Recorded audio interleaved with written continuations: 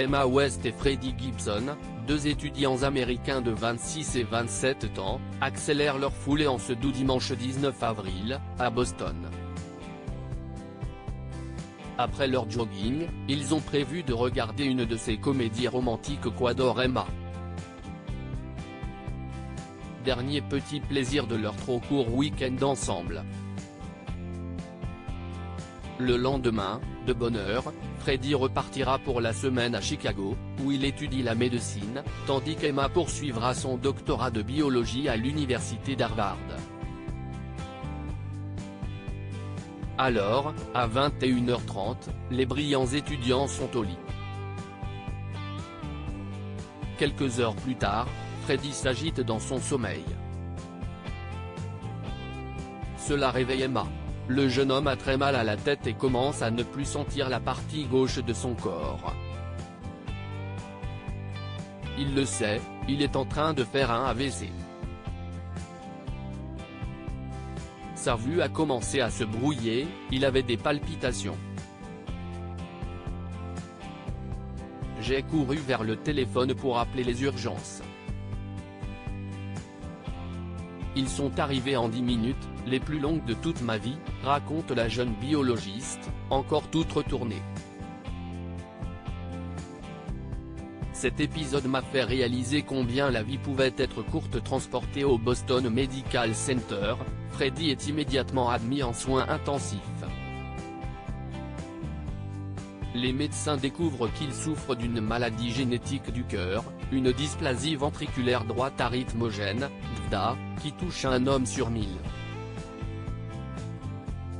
Les cellules du cœur sont remplacées progressivement par de la graisse et du tissu fibreux, causant des troubles du rythme cardiaque pouvant conduire à une mort subite. Pris en charge à temps, le jeune homme n'aura pas de séquelles. Après sa courte hospitalisation, il devra suivre un traitement à vie. À son réveil, ses pensées se concentrent sur Emma. Cet épisode m'a fait réaliser combien la vie pouvait être courte, je ne voulais plus attendre, explique le futur médecin. Lorsqu'Emma vient le chercher à l'hôpital pour le ramener enfin chez eux, Freddie l'attend sur le trottoir. S'il est décidé, à sa sortie de l'hôpital, il lui demandera sa main. Mais comment faire? À cause de l'épidémie de Covid-19, Freddie ne peut recevoir de visiteurs. Heureusement, il a un plan. Une chaîne romantique de solidarité va se nouer en secret entre Freddie, sa mère, un bijoutier et le personnel infirmier de Boston. Le 28 avril, lorsqu'Emma vient le chercher à l'hôpital pour le ramener enfin chez eux, Freddie l'attend sur le trottoir. En la voyant, il met un genou à terre et lui tend une ravissante bague nichée dans un écrin.